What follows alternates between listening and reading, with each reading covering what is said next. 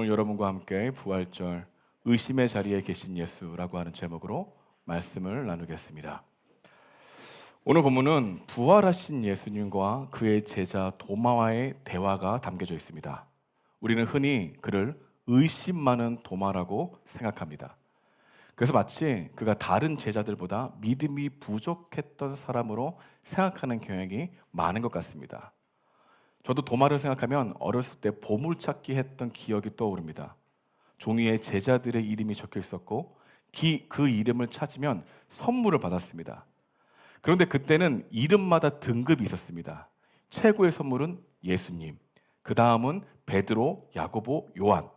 아이들은 다 알았습니다. 좋은 이름을 찾아야 좋은 선물을 받는다는 사실을 말이죠. 그래서 종이를 뒤집을 때마다 이름을 확인하며 기대했습니다. 그런데 제가 종이를 하나를 찾았는데 거기에 이름이 적혀 있었어요. 도마. 기대하는 마음으로 전도사님께 달려갔던 기억이 떠오릅니다. 근데 그 순간 전도사님이 웃으면서 이런 얘기를 했어요. 아, 의심이 많은 도마. 그러면서 선물을 주었습니다. 저는 그 기억이 아직도 있습니다. 그날 이후로 도마는 이름이 아니라 하나의 이미지가 되었습니다. 그리고 이상하게도 그 뒤에는 항상 꼬리표가 붙었습니다. 의심 많은 도마. 그런데 성경은 도마를 의심하는 사람으로 규정한 것이 없다는 것입니다. 이 표현은 성경 본문이 아니라 후대 해석이 만들어낸 별명이라는 것이죠. 도마가 예수님을 덜 사랑했다는 기록도 없고 다른 제자들보다 더 차가웠다는 증거도 없습니다. 오히려 그는 다른 제자들보다 예수님께 기대를 걸었고 예수님을 굳게 믿었던 사람이 도마였습니다. 요한복음 11장에 보게 되면 도마가 어떤 사람인지를 생각할 수 있는 본문이 나오는데요. 예수님이 나사로가 죽은 유대 땅으로 가려 했을 때 제자들은 모두 두려워했습니다. 왜냐하면 예수님이 자꾸 하나님과 자신이 하나라고 하는 주장을 사람들에게 하니까 신성을 모독했다고 해서 예수를 죽이려고 하는 사람들이 있었기 때문입니다. 그런데 그때 도마는 놀라운 고백을 합니다. 어떻게 얘기했냐면요, 우리도 주와 함께 죽으러 가자. 근데 여러분, 이것은요 즉흥적인 뉘앙스가 아니었습니다. 단순한 용기가 아니었습니다. 도마는 가볍게 믿는 사람이 아니었거든요. 상황을 계산하고 현실을 직면하고 최악의 가능성까지 생각한 다음에도 가겠다고 결정한 사람이 도마였다는 겁니다. 다시 말하면 감정으로 움직이는 사람이 아니라 확신이 생겨야 움직이는 사람이 도마였다는 겁니다. 그래서 한번 결정하면 끝까지 가는 사람이 도마였습니다. 그런데 문제는 여기서 시작되었습니다. 이런 사람은 믿음이 생기면 누구보다 강하게 믿습니다. 근데 그 믿음이 한번 무너지게 되면 누구보다 크게 무너지는 것이 문제였다는 겁니다. 왜냐하면 깊이 믿었던 만큼 더 크게 무너지기 때문입니다. 도마가 바로 그런 사람이었어요. 그는 대충 따라다닌 사람이 아니었습니다. 예수님이면 된다라고 생각했고 그래서 자기 인생을 예수께 걸었습니다. 그런데 그분이 십자가에 죽었습니다. 왜 십자가여야만 했는지 이해하지 못한 채 말이죠. 그 순간 도마에게 일어난 일은 단순한 실망이 아니었습니다. 세계가 무너진 것 같았습니다. 그래서 우리는 이 장면을 이렇게 이해해야 합니다. 도마는 처음부터 의심이 많은 사람이 아니라 한번 확신했다가 완전히 무너져 본 경험이 있는 사람, 그 사람이 도마였다는 겁니다. 그리고 이런 사람은 다시는 쉽게 믿지 않습니다. 쉽게 기대하지 않아요. 왜냐하면 한번 무너진 경험이 있기 때문에 그 경험으로 인해서 믿는 방식이 달라졌기 때문입니다. 여러분, 우리들도요 도마와 같이 어느 순간 쉽게 마음이 열리지 않는 사람이 되었는지도 모르겠습니다. 누군가가 다가와도 그대로 믿지 못하고 속으로 한 번 더 생각합니다. 여러분, 이것은 단순히 우리의 성격이 모나거나 차가워졌기 때문이 아니죠. 우리가 살아오면서 몸에 새긴 뼈아픈 경험의 결과일 것입니다. 믿었던 사람들에게 상처를 받게 되면 상대방을 대하는 이 마음의 온도를 낮추기 시작하죠. 최선을 다하면 되겠지, 이런 믿음을 가지고 노력했는데 몇 번이고 무너져 내린 사람은 더 이상 기대를 하지 않는다는 겁니다. 건강을 크게 잃어보고 아파한 사람은 어떻습니까? 다 괜찮아질 거야. 100번의 따뜻한 위로보다 차가운 모니터에 적혀있는 검사 결과를 확인해야만 비로소 안도의 한숨을 쉬는 마음이 우리 가운데 있다는 것 경험하고 있을 것입니다. 여러분, 신앙생활에서 아픈 경험을 해본 사람도 마찬가지 아니겠습니까? 교회 안에서 믿었던 성도에게 깊은 상처를 받아본 사람들이 여기도 있습니다. 누군가가 다가와서 우리 교회는 달라요. 이제는 괜찮아질 거예요. 아무리 따뜻하게 말해 주어도 의심하고 또 상처받으면 어떻게 될까라는 두려움이 밀려오는 게 인간의 마음이라는 것이죠. 그래서 발걸음을 내딛기가 망설여집니다. 그래서 우리는요, 함부로 기대하거나 믿으려 하지 않습니다. 왜냐하면 무너지는 것이 생각보다 견디기 어렵기 때문입니다. 그래서 어느 순간 확인되지 않으면 믿지 않고, 보장되지 않으면 기대하지 않고, 증거가 있어야 움직이는 사람들이 되어버렸다는 겁니다. 여러분, 근데 이것은요, 불신이 아니에요. 스스로를 지키기 위한 방식입니다. 우리에게도 이런 방식이 익숙합니다. 도마도 그랬습니다. 쉽게 믿지 못할 소식을 다른 제자들에게 듣게 되었던 것이죠. 그것은 바로 예수님이 부활하셔서 제자들에게 나타났다는 소식을 보았던 제자들이 말해주었던 것입니다. 그래서 도마는 믿지 않았어요. 아니, 믿고 싶었지만 다시 무너지고 싶지 않았던 것입니다. 그래서 그는 이렇게 말합니다. 우리 25절인데요. 우리 함께 읽어보겠습니다. 시작. 다른 제자들이 그에게 이르되 우리가 주를 보았노라 하니 도마가 이르되 내가 그의 손에 못자국을 보며 내 손가락을 그 못자국에 넣으며 내 손을 그 옆구리에 넣어보지 않고는 믿지 아니하겠노라 하니라. 여러분, 이 말은요, 단순한 의심이 아니라 다시 무너지고 싶지 않는 사람의 언어입니다. 다시 기대했다가 실망할 것을 두려워 방어하는 사람의 언어가 담겨져 있다는 것입니다. 그리고 바로 그 자리에 도마가 서 있던 것이죠. 그러나 여러분, 도마가 단순히 상처받은 사람의 반응으로만 이렇게 말했다고 볼 수는 없습니다. 보지 않으면 믿지 않겠다는 말 안에는 사람이 세상을 받아들이는 방식이 그대로 들어있기 때문입니다. 보지 않으면 믿지 않겠다. 도마의 고백을 우리는 어떻게 봐야 할까요? 왜 사람은 보지 못한 것을 믿지 못할까요? 왜 우리는 확인된 것을 받아들이지만 확인되지 않은 것은 쉽게 밀어낼까요? 특히 왜 많은 사람들이 부활의 소식을 들을 때 그럴 수도 있겠다라가 아니라 정말 그건 말이 안 된다고 그런 반응을 하게 되었을까요? 무엇이 문제였을까요? 정보가 부족했을까요? 아니면 다른 문제가 있는 것일까요? 오늘 저는 이 질문을 가지고 본문 안으로 들어가서 말씀이 전하는 이야기를 한번 해보고자 합니다. 도마는 그냥 못 믿겠다라고 말한 것이 아닙니다. 그는 분명히 조건을 내걸었다. 이것을 생각해 봐야 합니다. 어떤 조건입니까? 내 눈으로 확인해야만 믿겠다라고 하는 조건이었죠. 그럼 이것은요, 단순한 거절이 아닙니다. 이 장면의 핵심은 도마가 의심했다가 아니라 도마가 믿는 조건을 스스로 설정한 데 있다는 것을 기억해야 한다는 것입니다. 사람은요, 자신이 경험한 세계 안에서 현실을 이해합니다. 우리는 반복되는 것을 신뢰하죠. 검증된 것을 받아들입니다. 설명 가능한 것을 기준으로 삼죠. 그래서 보지 못하는 것은 쉽게 믿지 못합니다. 경험하지 못한 것을 쉽게 받아들이지 못하는 마음이 우리 가운데 있다는 거죠. 그런데 문제는 이 기준을 모든 것에 적용하기 시작할 때 문제가 생긴다는 겁니다. 특히 기독교 신앙의 부활 앞에서 이 구조는 언제나 충돌되는 것이죠. 부활이라고 하는 개념이 우리가 살아온 세상의 방식과 이해하는 방식과 전혀 다르기 때문입니다. 근데 우리는 죽음은 알아요. 끝을 압니다. 돌아오지 않는 것은 알아요. 여러분, 이것은 자연스럽고 자연스럽지 않을까요? 자연스럽지요. 왜냐하면 계속 반복되고 검증되고 설명이 가능한 사실이기 때문입니다. 그런데 부활은 달라요. 부활은 경험이 없습니다. 검증이 안 됩니다. 아직 이루어지지 않아서 자연스럽지 않아요. 그래서 이렇게 말하기 시작합니다. 죽은 사람이 다시 살아난다고? 그건 말이 안 된다. 그런 생각을 하게 되는 거죠. 여러분, 이것은요, 단순한 불신이 아닙니다. 우리의 인식 구조에서 나오는 매우 자연스러운 반응이라는 것이죠. 근데 많은 사람들이 기독교를 거부한다기보다 이해할 수 없는 상태에 머문다는 겁니다. 근데 문제는 여기 있습니다. 사람은 이해하지 못하는 것을 이해하지 못하는 상태로 내버려 두지 않는다는 거죠. 여러분, 이해하지 못하게 되면 의심이 찾아옵니다. 밀어내기 시작합니다. 거부하기 시작합니다. 그래서 이해하지 못하는 상태는 결코 중립적이지 않다. 이것을 우리가 알아야 된다는 겁니다. 방향이 결정되는 상태로 나아가게 된다는 겁니다. 그래서 어느 순간 우리는 이해되는 것만 진짜라고 하는 기준을 절대화하기 시작한다는 것입니다. 그래서 어느 순간 우리의 인식은 이해해서 믿는 게 아니라 이해되는 것만 믿기로 결정해 버리는 사람들이 되어버렸다. 이것을 알고 있어야 되는 것이죠. 여러분, 그렇다면요, 우리는 정말 이해되는 것만 믿으며 살아가고 있을까요? 아니라는 겁니다. 우리가 자주 쓰는 단어 사랑을 생각해 보십시오. 사랑이 측량이 됩니까? 안 되죠. 공식으로 설명이 돼요? 안 됩니다. 근데 우리는 사랑을 믿습니다. 한번 의미를 생각해 볼까요? 왜 살해하는가 하는 질문이 과학적으로 증명이 됩니까? 안 됩니다. 그래서 우리는 그 질문을 붙들고 살아가죠. 정의를 생각해 볼까요? 이건 옳고 저건 틀리다라고 하는 판단은 실험으로 증명되는 것입니까? 안 된다는 겁니다. 이런 삶의 중요한 선택도 마찬가지 아닌가요? 직장을 선택할 때, 결혼을 결정할 때, 인생의 방향을 정할 때 모든 결과가 완벽하게 계산된 상태에서 결정하는 사람들이 있을까요? 그렇지 않죠. 언제나 불확실성 속에서 결정을 내리며 살아가는 존재가 있다는 겁니다. 바로 우리라는 것이죠.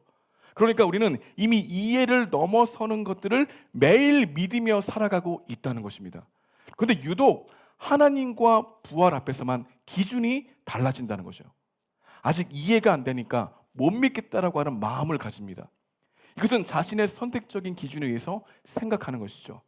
이것은 자기만의 세계관입니다. 다시 말해볼까요? 이것도 믿음이라는 것입니다.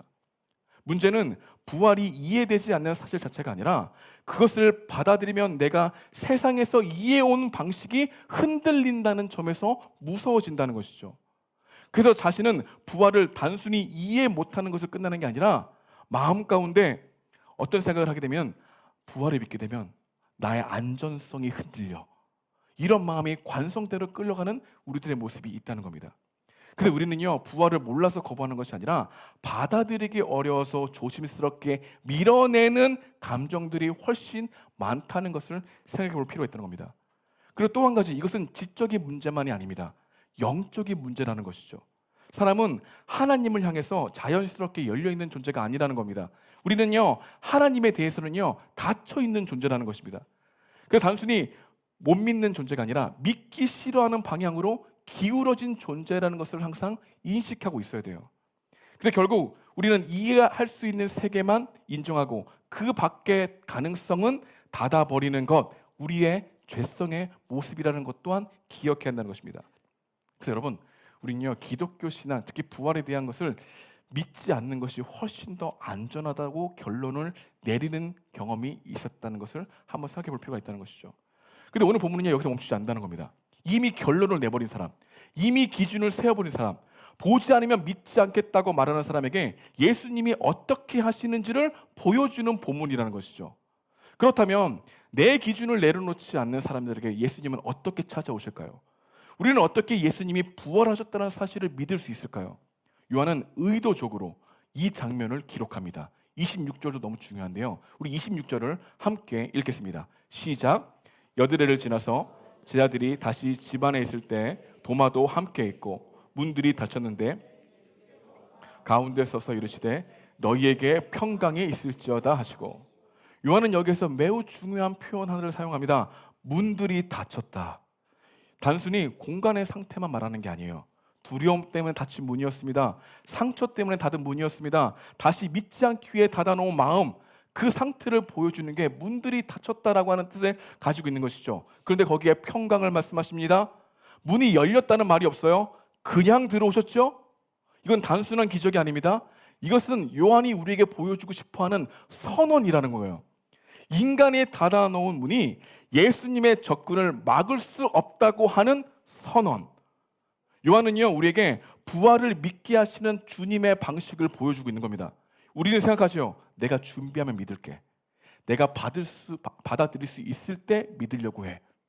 근데 여러분, 예수님은 우리에게 이런 말씀하십니다. 그때 예수님은 오지 않아. 우리가 준비된 자리에 오시는 분이 아니라 우리가 닫아놓은 자리에도 오실 수 있는 분이 예수님이야. 이 이야기를 우리에게 해주고 싶다는 겁니다. 부활은요, 인간의 이해 안으로 들어오는 사건이 아니라 예수님이 도마에 닫힌 세계 안으로 들어오는 사건이야. 이 이야기를 말씀하고 싶다는 것이죠. 그리고 친히 예수님은 도마에게 부활하신 몸을 보여주었습니다.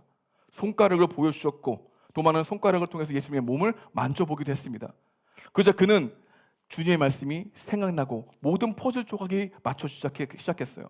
그리고 감정이 벅차기 시작했습니다. 그리고 유명한 고백을 합니다. 예수님은 나의 주님이시고 예수님은 나의 하나님이십니다. 부활하신 주님을 친히 보고 고백한 도마의 고백을 우리에게 보여주고 있죠.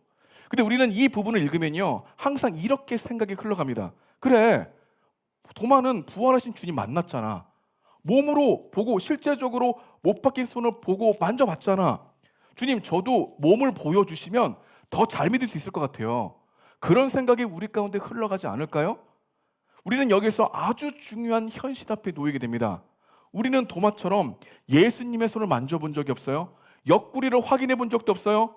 예루살렘 안에 있는 그 방에 들어가 본 적도 없어요. 부활하신 예수님이 제자들 앞에 나셨다는 그 역사적인 순간을 우리는 눈으로 본 사람들이 아니라는 겁니다. 그래서 제자들과 도마가 예수님을 만났다는 것에 상황화가 잘 안 되는 현실이 있다는 것이죠.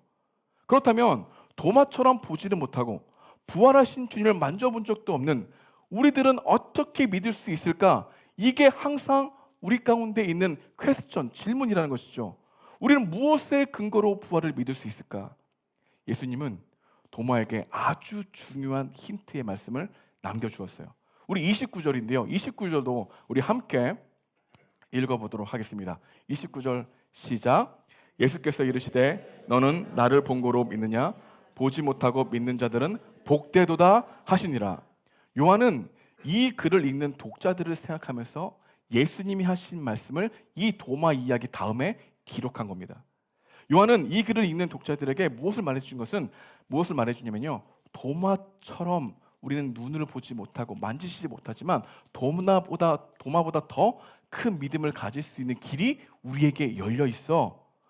이 이야기를 예수님의 말씀을 가지고 와서 하고 있는 거예요. 믿음은 단순히 손으로 만져본 사람만 가질 수 있는 게 아니야. 반드시 눈으로 본 사람만 믿음을 가질 수 있는 게 아니지. 앞으로 보지 않고도 참되게 믿는 믿음의 길이 열려 있어. 이 이야기를 도마와 예수님의 대화를 통해서 이 글을 읽는 최초의 독자들, 예수님을 만나보지 못한 독자들에게 말해주고 있는 이야기를 우리가 지금 듣고 있다는 겁니다. 여러분, 도마는요 눈으로 보고 믿었어요. 근데 역사적으로 교회는요 눈으로 보고 믿은 사람이 없습니다. 초대교회 성도들은 예수님의 부활하신 몸을 보지 못했습니다. 육안으로 보는 방식이 아니라 사도들의 증언을 통해서 믿었다. 이것을 우리에게 말해주고 있는 것입니다. 직접 만지는 방식이 아니라 말씀을 통해서 만나게 되는 방식이 도마가 눈을 보고 믿는 방식보다 훨씬 참된 믿음으로 나아가게 하시는 것이 주님이 그 후에 믿는 자들에게 역사하시는 방식이야. 이 이야기를 함께 하고 있다는 겁니다. 근데 여러분, 역사 속의 한순간에 있었던 이 부활 사건, 복음서에 기록된다는 것은요, 지금 우리 앞에도 이 증언의 소식이 전해지고 있다는 사실로 들어줘야 된다는 겁니다. 여러분, 생각해 보면요, 우리가 이런 생각을 좀 해봐야 돼요. 우리는 지금 이 성경을 읽을 때 단순히 그냥 예수님이 하신 일로 본다는 것, 여러분 이 생각만 우리는 가지고 있죠. 근데 이 초대교회 성도들은요, 그 사건을 단순히 예수님이 하신 이야기로 보지 않고 역사적인 증언으로 봤다는 겁니다. 부활은 사건으로 봤다는 거예요. 실제적으로 사건으로 본 증인의 이야기로 들었다는 거죠. 여러분, 증인의 이야기로 듣는 소식과 그냥 흘러가는 이야기 중 하나 듣는 마음과 받아들일 수 있는 마음의 차이는 너무나 달랐겠죠.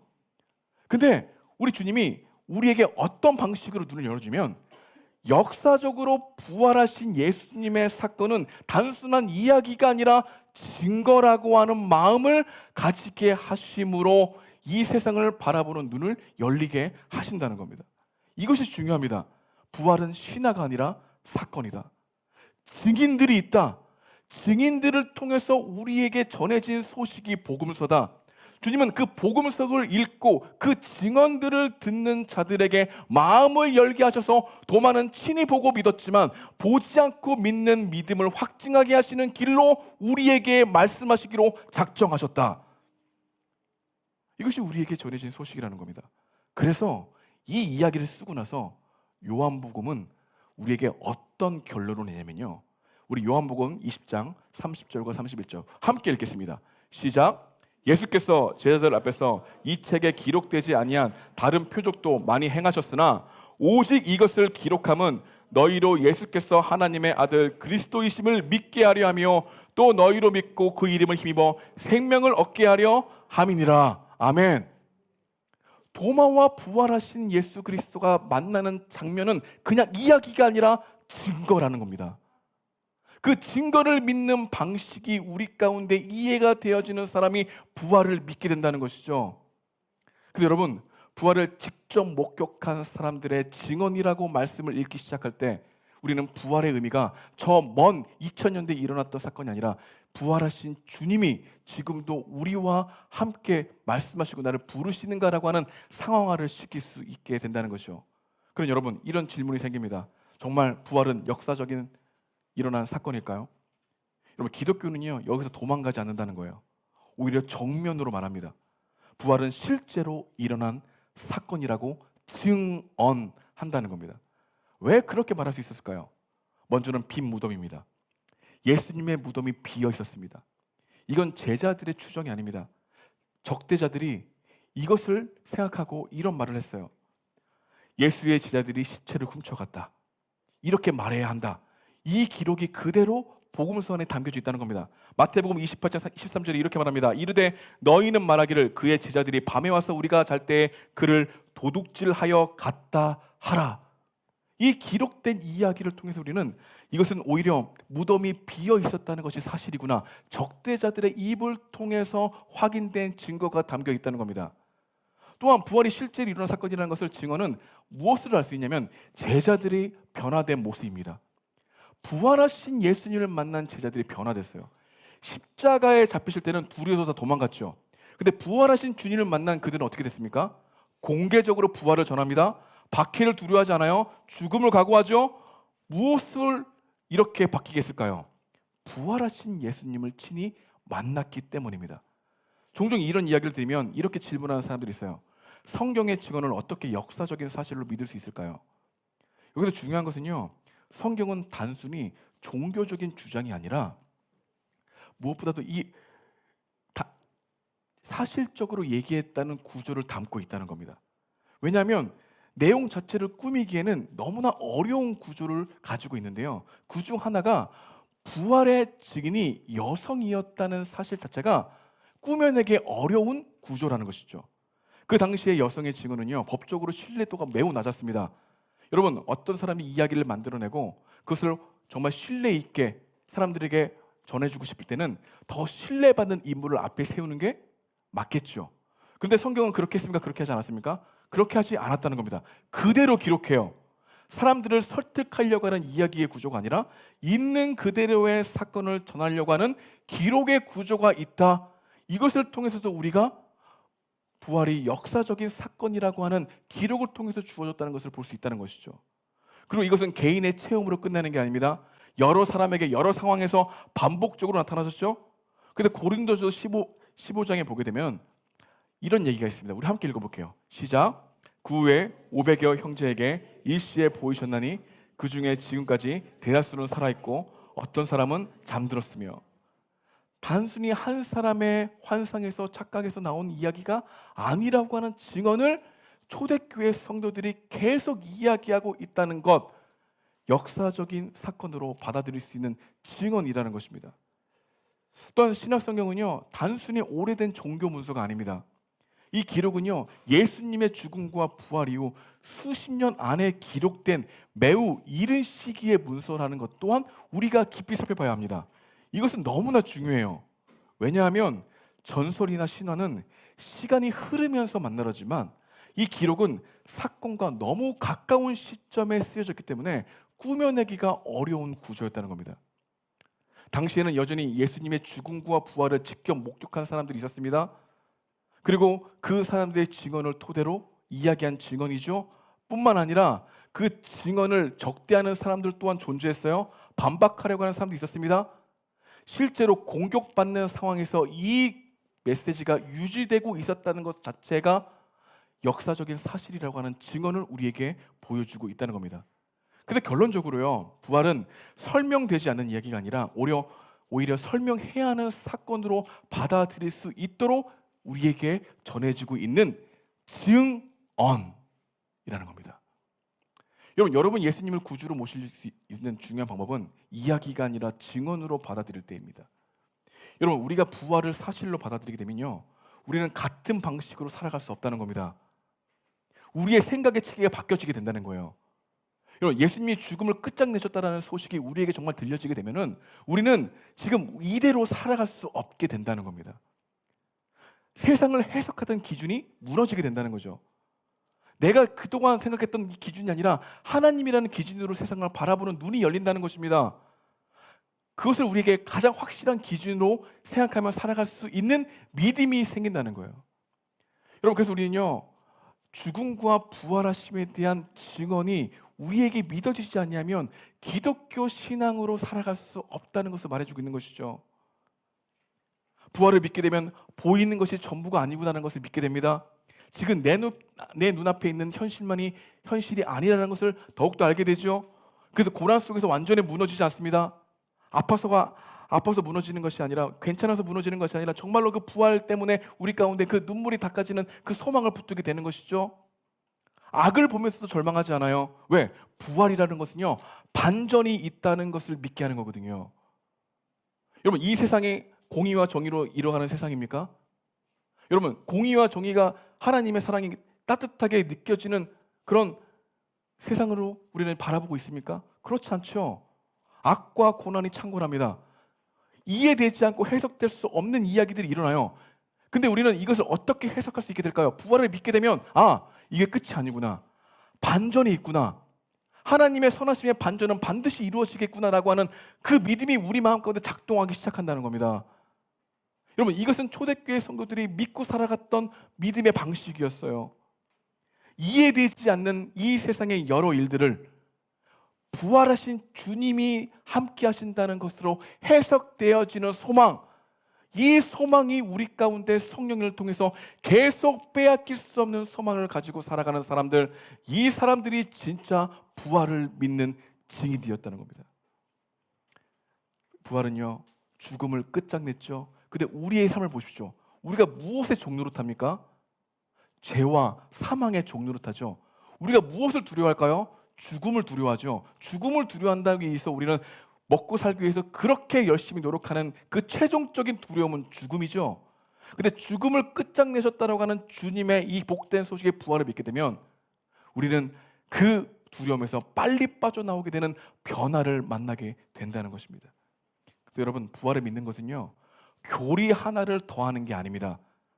여러분, 이걸 꼭 기억하십시오. 부활을 믿는다는 것은요, 교리 하나를 더하는 게 아니다.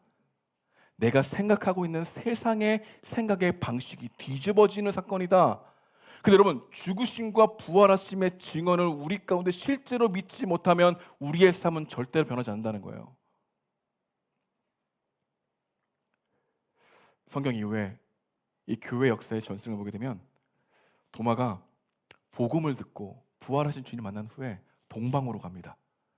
그리고 결국 인도 땅까지 가요. 그리고 계속해서 부활하신 주님을, 이 복음의 소식을 전하다가 순교합니다.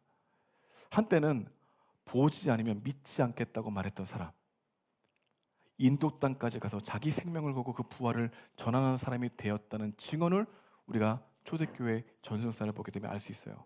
왜 그렇게 할 수 있을까요? 부활하신 주님을 만났기 때문입니다. 그리고 그 뒤에 수없이 많은 그리스도인들이 도마와 같은 길을 걸어가고 있죠. 그 중에 여러분들도 예수님을 주님으로 모시고 세례와 입교를 했다면 그 그리스도의 부활을 믿고 살아가는 사람도 아니겠습니까? 성령님은 지금도 이 일을 하고 있죠. 그 확실한 증거가 무엇입니까? 오늘 예수 그리스도의 죽으심과 부활하심의 증언을 듣고 그것을 마음판에 새겨서 내가 그분을, 예수님이 나의 주님이십니다, 나의 하나님이십니다라고 고백하는 성도들이 나타난다는 것 자체가 하나님이 지금도 살아 역사하셔서 우리 가운데 이 복된 소식을 믿게 하시는 역사를 하고 있다는 것으로 우리는 받아들일 수 있다는 것입니다. 여러분, 부활의 증언의 가장 확실한 증거는 누구일까요? 바로 여러분입니다. 여러분이에요. 왜 우리가 부활하신 주님에 대한 이야기를 부끄러워할까요? 왜 우리는 부활하셨다는 이 소식을 실제적으로 믿지 못하고 있을까요? 어쩌면 죄송합니다, 부활하신 주님의 것을 증언으로 듣지 않고 이야기로 듣고 있었던 우리들의 마음이 문제일 수도 있습니다. 복음을 다시 들어야 될 이야기도 있습니다. 그러나 부활이 증언으로 듣는 사람들에게는 새 생명이 열려게 되는 하나님의 놀라운 섭리가 나타나게 된다는 것이죠. 여러분 부활의 증인이십니까? 다시 한번 묻겠습니다. 여러분 정말 부활의 증인이십니까? 그렇게 되길 소망합니까? 그리고 오늘 새롭게 입교와 세례를 받는 이들도 부활이 정말 믿어집니다. 그 고백을 하게 되는 일들을 통해서 우리가 누구를 찬양할 수 있을까요? 부활하신 주님을 찬양할 수 있다는 것입니다. 이제 우리는 그 길로 걸어가기 원합니다. 입교와 세례식으로 향하여 주님이 어떻게 이 복음의 증언을 듣게 하시고 믿게 하셔서 고백하게 하시는지 그 현장으로 여러분과 제가 초대되어지는 은혜가 있길 주님의 이름으로 축복드립니다.